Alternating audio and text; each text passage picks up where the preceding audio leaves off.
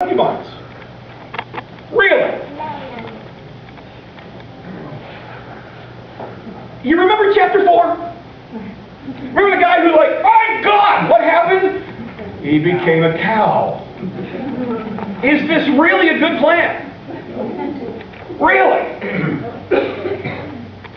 You're going to take all this stuff, these sacred vessels, when conquer, take this stuff. There's about 5,400 vessels that Nebuchadnezzar had taken from the temple and taken back to his city. And he's, yay! But Nebuchadnezzar just puts them in storage, apparently. Maybe in the temple, but he puts them pretty much in storage. Belshazzar has the audacity to say, let's drink from them, because we've kicked their God's tail. Yay! Really? While the enemy's marching towards you. Good plan. He knows the stories about Nebuchadnezzar. And you got to remember, you got to take the history of this. It's his granddad. He knows the stories. The dream, the big statue, you're coming to an end. Builds a big statue and says, everybody worship me. And the guys don't, and they get thrown into the fiery furnace, and they walk out alive. And God appears in the furnace with them. He knows that story. He knows the story of the cow. He knows these stories, and yet he's like, no, my God's better. And I have all these gods protecting me, so I'm good. This is a massive act of defiance. And not only that, he desecrates them in a way that is amazing in the culture of the day. Because in the culture of the day, if you threw a party, if you threw a banquet, the men had their banquet over here, and the women had their banquet over there. Okay? It was improper, inappropriate to combine the two. So the level of debauchery, there's probably a better word, but that one just kind of grabs it for me, that he has of let's throw a party and invite the women. Says the implication is that this is there's some stuff going on here, probably.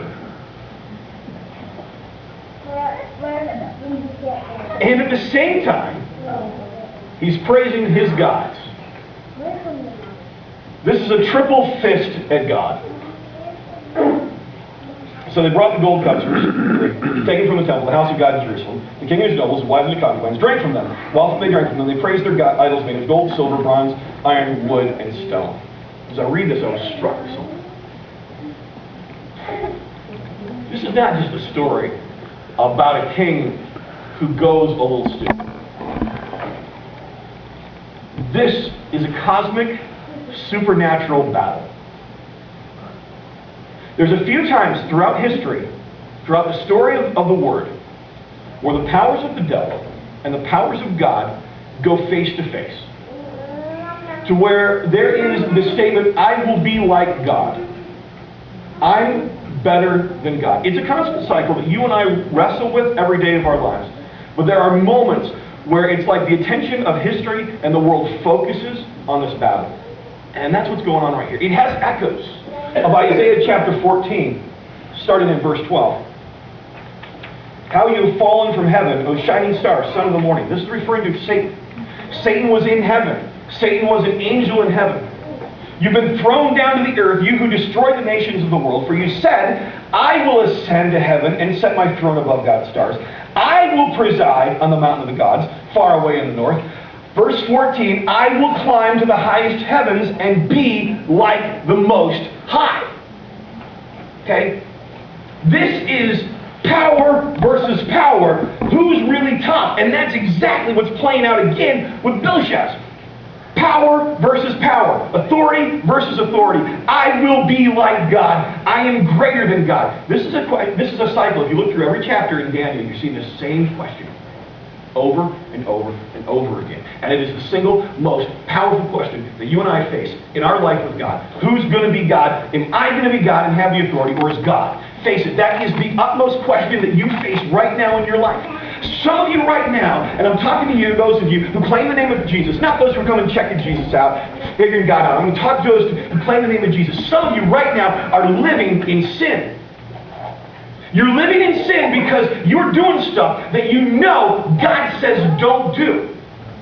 And yet you're doing it anyway. And I'm not talking, please understand, I'm not talking about a moral code that I would put up and say, this is what it means to be a good little Christian. I'm talking about you and God, and you know what you're talking about.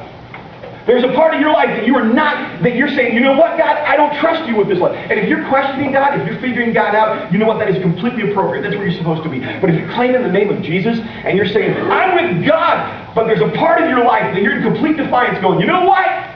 You can't handle that part of my life. You can't deal with it. You're living in sin. And some of us wrestle with stuff that we know God said, follow me here. You're like, I think I'm a stronger God than you. I'm going to trust my own story on this. I'm going to trust my own gut on this one. Thanks for the input, God. Appreciate it and all. But I'm going to trust my gut on this one. Really. Really. Suddenly, verse 5.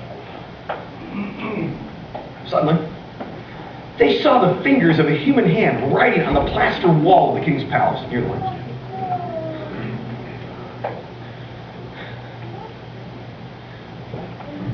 Imagine, I like Christmas, big Christmas guy. Imagine you got your family over for Christmas. You know the Christmas party where, your friends, your family, the mob enters the house, and you're hanging out drinking your eggnog. And you're having a great time. Okay? You got the Christmas tree there, and the lights on, and suddenly a hand appears on the wall in your house. Just there's a hand, disembodied hand, and it starts writing. There's 3 times in the Bible where God writes with his own hand. One is when he wrote the 10 Commandments. The second is when the hand writes on the wall here in the book of Daniel. The third is when Jesus writes in the dust. The woman who's caught in adultery, and the people come and say, shouldn't we kill her?